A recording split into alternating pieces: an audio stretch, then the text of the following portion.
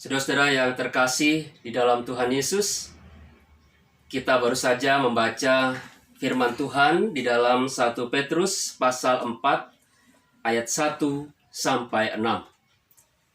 Saudara-saudara, dalam sebuah kesempatan khotbah, seorang pendeta memulainya dengan bertanya kepada jemaat yang hadir. Siapkah kita untuk menerima berkat dari Tuhan Yesus? Seluruh orang yang hadir mengacungkan tangan mereka dengan semangat tanpa ragu-ragu. Selanjutnya pendeta itu bertanya lagi, siapkah kita untuk menderita bagi Tuhan Yesus? Suasana pun segera hening. Tidak lama, hanya satu tangan yang teracung. Itu pun seperti ragu-ragu untuk diangkat. Nah, saudara-saudara, bagaimana dengan kita? Kalau ditanya siap untuk menderita bagi Tuhan, apakah ada yang mau mengacungkan tangannya tanpa ragu-ragu?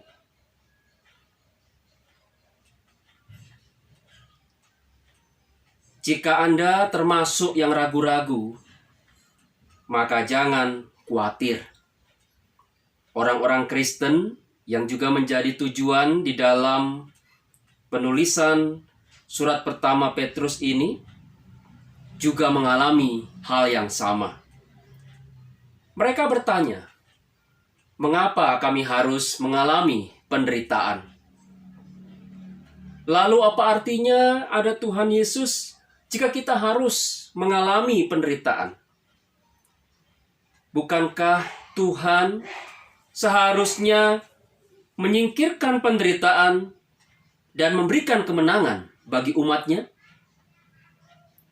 Saudara-saudara, surat pertama Petrus ini mengajak kita untuk langsung melihat pada figur Tuhan Yesus. Perjalanan hidup figur Tuhan di dalam diri Yesus diisi tidak hanya oleh kisah spektakuler tentang mujizat atau pengajaran yang hebat, tetapi juga oleh kisah penderitaan dan bahkan kematian. Artinya Tuhan di dalam diri Yesus pun mengalami penderitaan. Lalu pertanyaannya, apa arti penderitaan itu dalam pandangan Tuhan Yesus? Penderitaan adalah bagian dari hidup manusia selama ia ada di dalam dunia.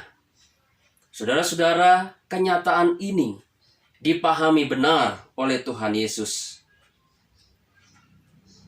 Penderitaan bukan sesuatu yang diharapkan, tetapi ia dapat terjadi kapan saja dalam kehidupan manusia. Manusia dapat berusaha untuk menghindari penderitaan, tetapi takkan pernah dapat menolak kehadiran penderitaan dalam hidupnya. Saudara-saudara, Tuhan Yesus memilih untuk tidak menghindari penderitaan. Dengan tegar ia menyatakan kesiapannya untuk menderita. Ungkapan Tuhan Yesus dalam Injil Lukas pasal 22 ayat 42 mewakili dua sisi, yaitu sisi pertama, kehidupan manusia itu sendiri. Dan yang kedua adalah iman dalam kehidupan diri manusia yang ingin mengandalkan Tuhan. Ungkapan, jikalau cawan ini boleh lalu daripadaku, mewakili ungkapan manusia yang umumnya ingin menolak dan menghindari penderitaan.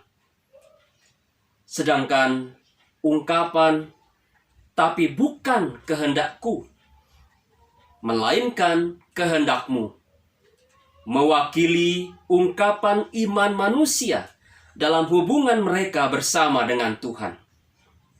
Dan di sini, saudara-saudara, Tuhan Yesus mengajak kita untuk menjalani penderitaan dalam iman dan bukan malah menghindarinya. Saudara-saudara, penulis surat pertama Petrus ini mengajak kita semua untuk meneladani sikap Tuhan Yesus yang siap untuk menderita. Sekali lagi, bukan dipahami bahwa kita sebagai pengikut Kristus memang harus hidup susah. Tetapi yang harus kita maknai sebenarnya adalah jangan sampai kesusahan yang kita alami dalam kehidupan ini lalu kemudian membuat kita punya alasan untuk menyangkal nama Tuhan. Yang harus kita lakukan, saudara-saudara, adalah kapanpun penderitaan itu datang, maka kita sebagai pengikut Kristus selalu harus siap untuk menjalaninya. Tentu bukan dengan kekuatan kita sebagai manusia, tetapi kita hadir dengan mengandalkan kuasa Tuhan Yesus untuk menyertai kehidupan kita senantiasa. Dengan demikian kita akan menerima kekuatan dari Tuhan Yesus untuk tetap tabah menghadapi berbagai macam penderitaan yang kita alami dalam kehidupan ini, apapun bentuknya. Ingat, penderitaan bukanlah akhir dari segalanya. Karena di balik penderitaan itu, Tuhan Yesus akan menyediakan yang terbaik bagi kita. Sebagaimana yang Agustinus, Bapa Gereja, katakan, siapa yang bertahan sampai akhir dalam penderitaan, maka ia akan menerima karunia mahkota kemuliaan yang dijanjikan Kristus. Mari saudara-saudara, kita tetap kuat dalam menghadapi penderitaan bersama dengan Kristus. Ingatlah, saat kita menderita, kita tidak menjalaninya seorang diri. Tetapi ada Tuhan Yesus yang selalu menyertai kita. Ia yang telah mengalami penderitaan itu, dan Ia yang telah menang atasnya, selalu bersama dalam penderitaan kita. Kiranya firman Tuhan ini menjadi sumber kekuatan dan semangat baru dalam kehidupan kita semua. Tuhan Yesus memberkati kita semua. Amin.